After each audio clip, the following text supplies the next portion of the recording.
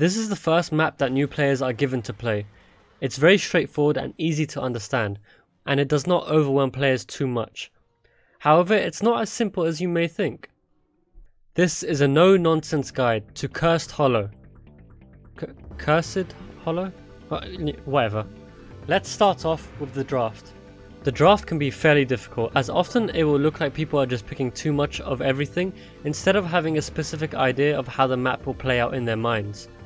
What I mean by this is that you should generally be able to predict certain things such as who is solo laning, team fight potential from both teams, or the impact of global presence. I won't tell you specific heroes to take, because of course as always there are multiple ways to play the map. Globals are really good here due to how large the map is. They can provide much needed XP and basically pop up anywhere on the map when required.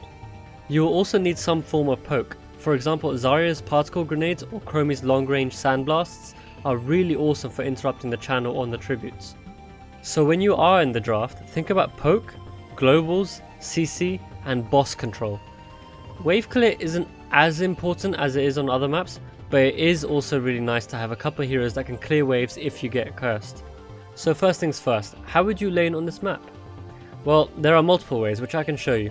So depending on your comp and which side you're starting on, you may want to put 3 members of your team on one lane. Usually this will be on your boss lane or on the lane that your siege giants go through. If you have a very strong 3-man comp, then going on your boss lane makes more sense, as of course it would be the most beneficial for your team to weaken. If your team does not have the best 3-man comp, you may need to ask yourself things like, should we respond to their 3-man push by defending as 3? Do we respond by pushing a different lane as 3?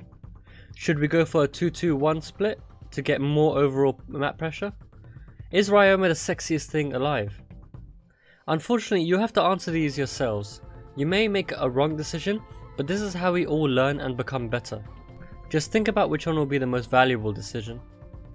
Make sure that when the 2-minute timer approaches, a member from your team is able to leave whichever lane they are on to do the easy camp and not give up XP on the lane. Once this camp is done, we can now move on and think about tributes. Tribute spawns may seem random, but there is a pattern which can help you narrow down or even determine with 100% assurance of the location that it spawns. I will try to make this sound as least complicated as possible. You have to understand that tributes spawn in sets of 3. There are 6 possible locations for these tributes. As you can see here, there are 3 locations on the top and 3 locations on the bot. Now let's draw some imaginary lines. It kind of looks like Norton crosses. Except, no it doesn't. The first tribute of the game will always spawn in the mid column. Whether it is top or bot is a 50-50 chance. Once this column is used in a set of 3, it cannot be used again until the 3rd tribute in that set is taken. So the middle column has now been used. The second tribute will now spawn in one of 4 locations as shown on the screen. Each has 1/4 of a chance of appearing. Make sure to get the hard camp before the second tribute spawns so that it can push while the teams are fighting for the objective. Okay, so the second tribute has been taken and we can now see that there is only 1 column left. Both the first tribute and the second tribute spawned on the top.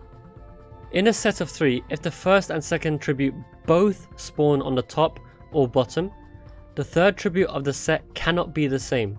So in this scenario, it has to spawn on the left column on the bottom half of the map. However, let's say the first tribute was on the top half and the second was on the bottom half. This now means there are 2 possible locations for this tribute to spawn. For higher level players, this is very natural for them to know, and over time, if you understand the mechanic and look out for it, then it will just become second nature to you.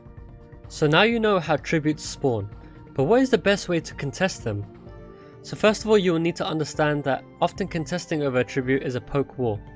It's generally about who can bring the enemy down low enough to the point where they have to back off or secure a kill. Now, this doesn't have to be strictly a poke war. Your comp could have heroes such as Tyrael, Charism and Greymane, where you would have more success getting closer than staying further away.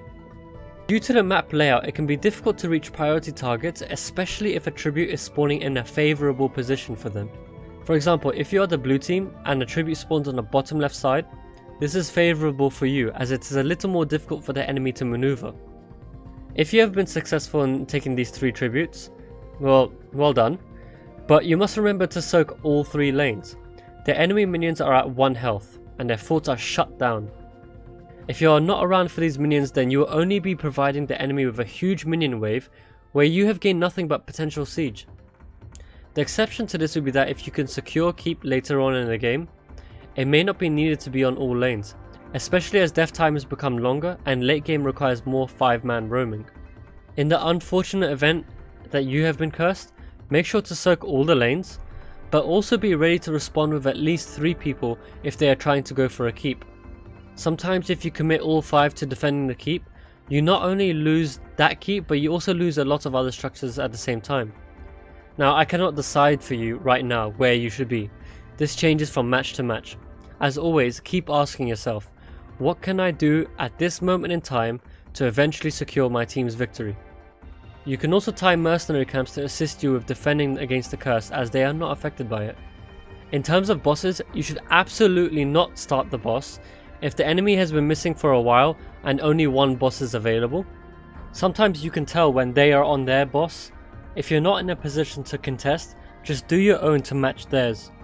If you have just been cursed while cursing the enemy, doing the boss wastes so much time that the curse gets absolutely no value, and then the boss is swiftly destroyed. Instead, you should aim to capture it before a curse hits. If you can reliably secure both bosses, make sure to at least push with one of them. Bosses are a win condition. Letting one walk up to a fort and only bring a gate down is useless. You gotta push your advantage. This is how some teams make comebacks, because the team in control takes too long to secure the win. Now, to keep this video short, I will close out by saying check the bushes. If the objective is spawning or you think you can invade a boss cap, you have to check all the bushes up to that point, as the enemy may be trapping you. I hope you guys learned a few things from watching this video. There are other methods in tackling this map, like using Abathur to gain significant XP advantage, but I feel those are more suited to hero guides instead of a map one. So once again, thanks for watching, and till next time guys, see ya.